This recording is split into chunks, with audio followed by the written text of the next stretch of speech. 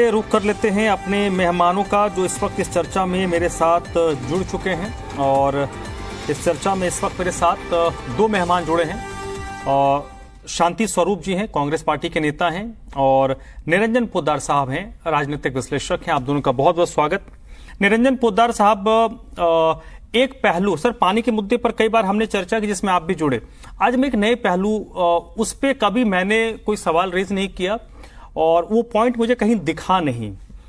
मुझे लगता है कि दिल्ली की जनता ने पानी के मसले पर पिछले 10 सालों में सवाल नहीं पूछा। मैं ये तो नहीं मान सकता कि पिछले 10 सालों में 2024 में हम हैं, 2023 तक में स्थिति रही होगी कि आप गर्मियों में भी सुबह शाम दोपहर झरना खोल के नहाने लगे, और 23 तक में और 24 तक में स्थिति हो गई कि आपके पास बाल्टी भर पानी नहीं है। यह स्थिति तो नहीं है। प्रॉब्लम हर साल रही है, लेकिन जो क्वेश्चन सरकार से पानी के मुद्दे पर होना चाहिए वो भी वैसी सरकार जो अपने टॉप 2 या 3 प्रायोरिटीज में पानी को रखती है, वहां पर अगर ये सारी चीजें हो रही है तो जनता पर भी एक क्वेश्चन मार्क रेज होता है कि आप अपने जनप्रतिनिधियों से सवाल क्यों नहीं पूछते। आज जो भी प्रोटेस्ट हो रहे हैं वो संभवतः उन लोगों की तरफ से हो रहे हैं जो लोग किसी पॉलिटिकल पार्टी के वर्कर्स हैं और वो एक प्रोटेस्ट अपना दर्ज करवा रहे हैं जो उनका राजनीतिक दायित्व है। लेकिन आम लोगों का जो प्रोटेस्ट होना चाहिए पिछले 10 सालों में, क्या वो प्रोटेस्ट दर्ज करवा पा रही है दिल्ली की जनता पानी के मुद्दे पर? देखिए धर्मराज जी, मैं शुरू करूंगा। जासु राज प्रिय प्रजा दुखारी, सो नरक अवश्य नरक अधिकारी। आज की तारीख में जिस तरीके से जनता दुखी है पानी को लेकर के, आपका सवाल जितना मैं समझ पाया हूं, आपका कहने का तात्पर्य यह है कि जनता अपने जनप्रतिनिधियों से सवाल नहीं पूछती क्योंकि पानी की समस्या हर वर्ष है, और उसके बाद में भी जनता उतना पानी के लिए कभी हमने जनता को इतना जागरूक नहीं देखा। आपका इस सवाल को लेकर के आपका मेरा हिसाब से सवाल ये है। देखिए धर्मराज जी, निश्चित रूप से जनता जब जब परेशान होती है जनता हाय तौबा मचाती है, और मेरे हिसाब से आज आप जो चर्चा कर रहे हैं, आप भी चर्चा इसीलिए कर रहे हैं क्योंकि जनता सवाल पूछ रही है। और पिछले वर्ष भी इस मौसम के अंदर आप और हमने ये चीज की चर्चा करी थी क्योंकि उस वर्ष भी जनता सवाल पूछ रही थी। लेकिन जनता सवाल किससे पूछे? कल आपने देखा होगा, आपके चैनल ने भी दिखाया था, एक वीडियो वायरल हो रहा था कि सरकार का एक विधायक जो है वो किस तरीके से जनता को गरिया रहा था, वो किस तरीके से जनता को धमका रहा था। तो कहने का तात्पर्य जनता, अब देखिए राज एक होता है कि बाल हट, एक होता है प्रजा हट, और एक होता है राज हट। आज की तारीख के अंदर राज हट की जो विसंगति हो रही है वो देखने को मिल रही है। और इसके अंदर आप देख रहे हैं कि किस तरीके से जो एक जिस चीज के ऊपर सरकार को पश्चाताप करना चाहिए, जिस चीज के ऊपर सरकार को आत्मचिंतन करना चाहिए, उन चीजों के ऊपर सरकार आकर के प्रेस कॉन्फ्रेंस करती है, जल मंत्री आकर के प्रेस कॉन्फ्रेंस करती है और अनर्गल बातें करती है। इन्होंने पाइपलाइन तोड़ दी, इन्होंने फलाना कर दिया, इन्होंने मटके फोड़ दिए, इन्होंने जल बोर्ड के दफ्तर के अंदर तोड़फोड़ कर दी। भाई जनता परेशान होगी तो जनता तो कुछ ना कुछ अप्रिय करेगी। हालांकि हम उसके समर्थन में नहीं है, लेकिन आपको कम से कम ऐसी स्थिति क्यों आई, जनता आपके जल बोर्ड के दफ्तर तक क्यों पहुंचे, ये चीज आपको पहले सोचनी चाहिए। और जिस तरीके से भी चर्चा हो रही थी धर्मराज जी, निश्चित रूप से देखिए मैंने ये बात क्यों कही कि जासु राज प्रिय प्रजा दुखारी, ये वाला मैंने आपको क्यों ये चौपाई क्यों सुनाई, क्योंकि आप देखेंगे कि पिछले मैं बात कर रहा हूं आपको जुलाई अगस्त के अंदर जिस तरीके से दिल्ली के अंदर अतिवृष्टि हुई और दिल्ली जलथल हो गई और यमुना का बाढ़ का पानी कई बस्तियों के अंदर घुस गया, उस समय भी आपने देखा होगा यही आरोप प्रत्यारोप इसी तरीके से उन्होंने दिल्ली को डुबोने का साजिश रच दी, इन्होंने फलाना कर दिया। भाई सीधी सी बात है, समय से पहले आप उसके उचित उपाय नहीं करेंगे। आज की तारीख में भी धर्मराज जी, मैं स्पष्ट तौर पे आपके कार्यक्रम में पहले भी बताया, आज भी मैं बता रहा हूं, एक होती है चीज की कमी होना और एक होती है चीज के लिए हाय तौबा मचना। यानी कि उदाहरण के तौर पे धर्मराज जी, अगर आपको 2 गिलास पानी की प्यास है और अगर आपको उसकी जगह 1.5 गिलास पानी दे दिया जाएगा तो आपको पानी की प्यास की कमी तो रह जाएगी लेकिन हाय तौबा नहीं होगी। लेकिन जहां आपको 5 गिलास पानी की प्यास है और वहां पे आपको केवल 1 गिलास पानी मिलेगा तो आपका मन व्यग्र हो जाएगा, यानी कि उसको कहते हैं कि हाय तौबा मचना। आज की तारीख में अगर हम देखेंगे तो मुझे यह सवाल आज तक इस चीज का जवाब जवाब नहीं मिला कि जिस दिल्ली को सरकार के हिसाब से भी चलेंगे तो 1050 क्यूसेक पानी की जरूरत है, और उस दिल्ली के अंदर का मैं जल बोर्ड के आंकड़े देखता हूं, जल बोर्ड कहती है इतनी तारीख को हमने 1002 क्यूसेक पानी शोधन किया, इस तारीख को हमने 960 क्यूसेक पानी शोधन किया, इस तारीख को हमने 980 क्यूसेक पानी शोधन किया। तो कहने का तात्पर्य आपका 10% पानी जितनी आवश्यकता है उसका 10% पानी आपके पास कम है, तो फिर ये इतनी हाई तौबा क्यों, ये 40-40, 50-50% पानी की कटौती क्यों हर क्षेत्र के अंदर? जिस तरीके से टैंकरों के लिए भीड़ उमड़ पड़ रही है और वहां पे मरने मारने की स्थिति आ रही है, ऐसी स्थिति क्यों? 10% की कमी को तो लोग ऑब्जर्व कर लेंगे, उसके लिए तो मेरे हिसाब से कोई जनता बाहर निकलने वाली नहीं है। लेकिन वास्तविकता यह है कि आपके आंकड़े अलग हैं, जिसको कहते हैं ना शोधन और वितरण, यहां पे आपको सुधार की आवश्यकता है। उसके बाद में आप कहें कि अभी हमें हरियाणा से और चाहिए, हमें नहीं सर, उस पे हमने बहुत बात की है और जरूरत पड़ेगी उस पर हम फिर बात करेंगे। निरंजन पोद्दार साहब, देखिए, आप अगर अच्छा काम करते हैं तो उसके क्रेडिट आप ले जाते हैं, अगर चीजें आपके हिसाब से नहीं हो रही हैं तो उसका क्रेडिट भी आपके ही सिर पर आएगा।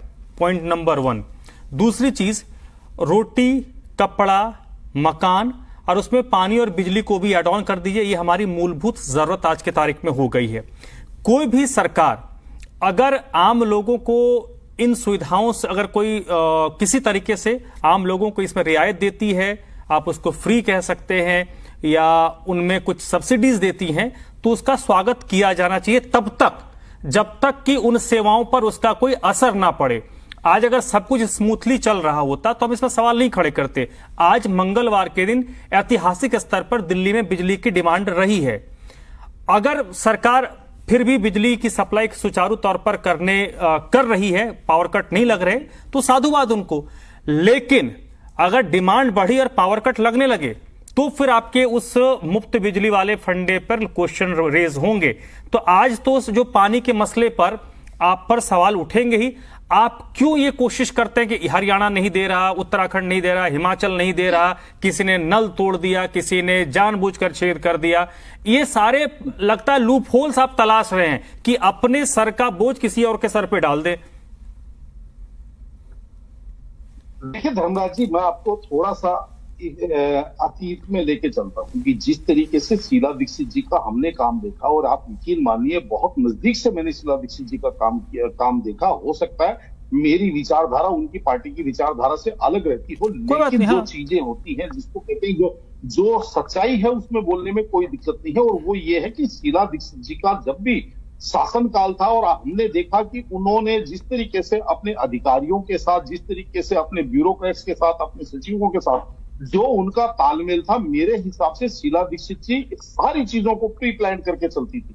और इसके अंदर आपको मैं एक चीज और बताऊं, आप ये मान के चलिए धर्मराज जी, जो काम होता है वो काम करना नहीं होता है, जनप्रतिनिधियों को काम करवाना होता है। झाड़ू जाकर के जनप्रतिनिधि लगाएगा, एमसीडी का कर्मचारी लगाएगा, और उसका जो कप्तान होगा वो उसकी मॉनिटरिंग करेगा, और उसका जो अधिकारी होगा वो उसको आदेश देगा, वो उसकी ड्यूटी लगाएगा। तो कहने का तात्पर्य ये है कि जब आपको अधिकारियों से काम कराना होता है तो आपको काम करने से ज्यादा काम कराने की, जिसको कहते हैं हमारे यहाँ कला मानी जाती है, या इसको एक अपने आप में आर्ट माना जाता है। लेकिन वास्तविकता क्या है कि जिस तरीके से मुझे यहाँ कहने में कोई संकोच नहीं कि जो अनुभवहीन लोग आए और आने के बाद में उन्होंने केवल और केवल एक प्रचार और एक विज्ञापन की सरकार के तहत कि केवल जिसको कहते हैं, देखो मैं आप धर्मराज जी बड़े जिम्मेदारी से आपके चैनल के ऊपर ये बात कहना चाह रहा हूं, कई अधिकारियों से भी मेरी बात होती है तो वो ये कहते हैं कि ओए बोल के बात करते हैं, उम्र में भी छोटे हैं, अनुभव में भी छोटे हैं, लेकिन फिर भी उन अधिकारियों से जब ओए बोल करके बात करते हैं तो वो अधिकारी सीट पे आपके साथ हो सकता है लेकिन दिल से आपके साथ नहीं होगा। आप उसका समय खरीद सकते हैं लेकिन उसका आप हृदय नहीं कमा सकते। तो कहने का तात्पर्य ये, यहाँ पे समस्या यही है कि इधर अपने अधिकारियों का, अपनी मशीनरी का जो कलेजा है उसको नहीं जीत पाए, उधर जिस तरीके से केंद्र की सरकार जो जिसको कहते हैं गार्जियन के रूप में काम कर रही है, चाहे एलजी के रूप में, चाहे गृह मंत्रालय के रूप में, उधर उनके साथ इतना राजनीतिक वैमनस्य कर लिया। जबकि आपने देखा होगा, मैं एक उदाहरण के छोटा सा भी प्रत्यक्ष उदाहरण आपने देखा, उड़ीसा के अंदर भारतीय जनता पार्टी ने विधानसभा के अंदर सरकार बनाई और जब शपथ ग्रहण समारोह हुआ तो नवीन पटनायक वहां आकर के उनको वो बधाई दे करके गए वहां के नवनिर्वाचित मुख्यमंत्री को। तो कहने का तात्पर्य ये है कि राजनीति के अंदर हमारे यहाँ एक जो जिसको कहते हैं सामंजस्य की बजाय वैमनस्य उत्पन्न हो गया। तो इसका और इसके अंदर इनको केवल एक उपाय दिख रहा है कि किसी भी चीज के ऊपर प्रेस कॉन्फ्रेंस कर दो, अनर्गल या किसी भी प्रकार का गाहे बगाए कोई भी आरोप लगा दो, भारतीय जनता पार्टी के ऊपर ठीकरा फोड़ दो। आपने जो अभी सवाल किया था पिछले पैच के अंदर कि आपने कहा कि जनता सवाल क्यों नहीं पूछती। देखिए, जनता सवाल पूछती है और लेकिन जनता की समस्या ये है कि वो दिन प्रतिदिन अपनी अनेकों समस्याओं में फंसी रहती है। आज जनता पानी के लिए त्राहिमाम कर रही है, आज के 15 दिन 20 दिन बाद में जब वृष्टि होगी तो जनता पानी जल भराव के लिए त्राहिमाम करेगी। तो उस समय जनता जल भराव को जल संकट को भूल जाएगी। उस समय अति जल संकट की समस्या आ जाएगी, उसके बाद में पोल्यूशन की समस्या आ जाएगी। तो जनता के लिए तो नित नई चुनौती है। और इसके अंदर मेरा यह मानना है कि जब आप वोट मांगने जाते हैं उस समय जब आप ये कहते हैं कि आपका काम आपका बेटा करवा के लाएगा, चाहे किसी के पैर पकड़ने पड़े, चाहे किसी के सामने हाथ जोड़ने पड़े, मैं आपका काम करवा के लाऊंगा, तो वो पद्धति चुनाव जीतने के बाद में भूल क्यों जाते हैं? उन अधिकारियों के साथ बैठ करके समन्वय क्यों नहीं करते? उन अपने गार्जियंस के साथ बैठ करके समन्वय क्यों नहीं करते? जनता को कम से कम इसको जिस तरीके से ठीक है निरंजन पोद्दार साहब, सर आप बहुत बहुत शुक्रिया आप सभी लोगों का। सैयद यासिर जिलानी हमारे साथ जुड़े थे, शांति स्वरूप जी, निरंजन पोद्दार जी, राय तपन भारती जी, इस चर्चा में आप लोग जुड़े, आप लोगों का बहुत बहुत शुक्रिया।